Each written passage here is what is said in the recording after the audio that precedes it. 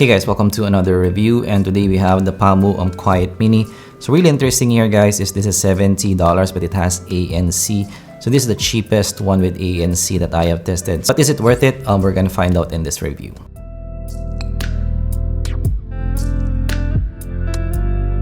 Of course, big thanks to Pamu themselves for sending this over. Links down below for their shop. Alright, so looking at the specs first, so you do get independent dual active noise reduction system, low latency 10mm PEN plus titanium composite speakers. So you have dynamic drivers here, binaural simultaneous interpretation, IPX4 waterproof, and Bluetooth 5.2.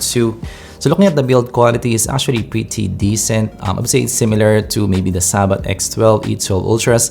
It does have that kind of pearl kind of finish, which makes it more upscale. You have that Pamu kind of logo, that's USB-C as well. And inside you do get that maybe AirPods-esque kind of design. So definitely the inspiration is uncanny. And also with that lobes as well, you do have that kind of pearl kind of design. And also this side of the lobe, you do get maybe that bulge, which makes this really stable to wear on the ear. Build quality of the lobes is pretty decent. It has a little bit of weight to it, but definitely not the heaviest that I've tried. So I would say I'm okay in terms of the weight on the ear. It does have some tips as well and pretty soft also. So you can change the tips in the future if you want as well. So yes, my only issue with the case is the top cover is not that sturdy feeling. It has a bit of flimsiness to it. It does have some magnets, which is good, but definitely as the case on top, it's not the best. And also what I really like about this is it's not that heavy as well. So maybe as in your bag, in your pocket, this won't be an issue for you to carry around. It's not that big also. It's similar in terms of the world size than maybe your Sabats. So overall in terms of the build quality, I would say it's decent. Definitely for the price that you pay for, this is okay. So fit on the ear for me is really good in this. It does stay inside your ear. So definitely that bulge on your ear acts like maybe fence. So it stays on your ear even for maybe more extraneous activities. And it's also not that heavy on the ear, so it stays on your ear nicely. So comfort, I would say it's really good in this. I can wear this for a long listening session. Stability is also pretty good as well. So you can maybe do some extraneous activities with this. In terms of isolation without the ANC, it's not that good. So I can still hear my voice, but definitely the key highlight here is the ANC. When you turn the ANC on, it blocks out most of the noise. So connection for me is good in both Android and iOS. So even if I reconnected several times, it connects fine. I didn't have any disconnections whatsoever. In terms of the range, it is typical of any TWS, around 5 meters in my actual experience. And after that, it stutters a bit. So definitely yes, I would say average in terms of the range. So latency is pretty good in this. So when watching some maybe YouTube movies, Netflix, I didn't have that much delay. The delay is maybe around 40 to 50 ms. So looking at the main feature here guys for ANC, so it works like a charm. So to enable the ANC, just hold the right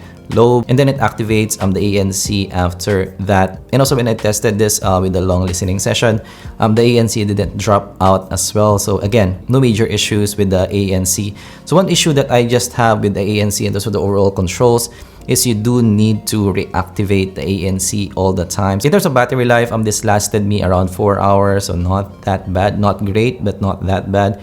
Definitely usable in this. So this is the mic quality of the Pamu Quiet Mini. So definitely understandable, but not the best mic that I have heard. For me, it lacks a bit of high frequency. It lacks a bit of clarity, but definitely is understandable. So for calls, for Zoom, it might be okay. But definitely not the best mic that I have heard. Alright, so going to the sound, so this is definitely more of a fun kind of sound on the ear. This is really bassy. So the signature is more of a V type of shape with a lot of bass elevation. So this is really a bassy type of TWS. So for Bassheads, you might like these. So on the ear, it's not the most aggressive presentation that I have heard.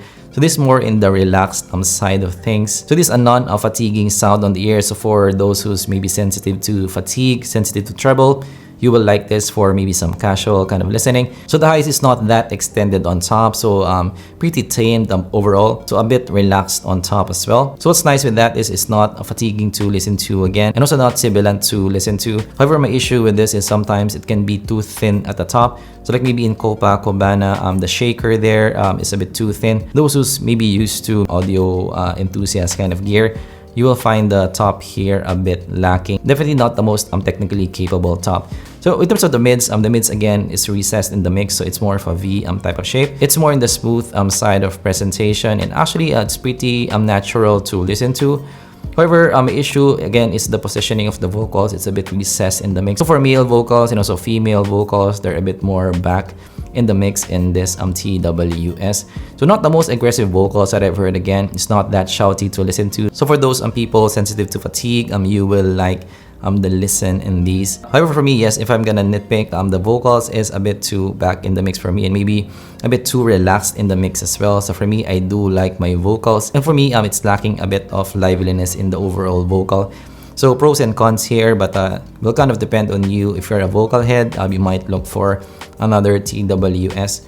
The bass is definitely the highlight in these. This is really elevated in the mix, really dominant in the mix, boomy and also forward in the mix. So this is definitely the highlight of the Pamu Quiet Mini in the mix. It's more bassy compared to your AirPods. So definitely for bass heads, you will like this. So there's also some mid-bass bleed in this. So definitely yes, it drowns out a bit of the mids regions. So for me personally, there's a bit too much bass for me. So it maybe drowns out too much mids. Soundstage is pretty intimate. I'm not the biggest that I've heard. Imaging, not the best that I've heard again. Separation is just okay, not that prominent, because it's more in the smooth side of presentation. So the separation is not that black and white.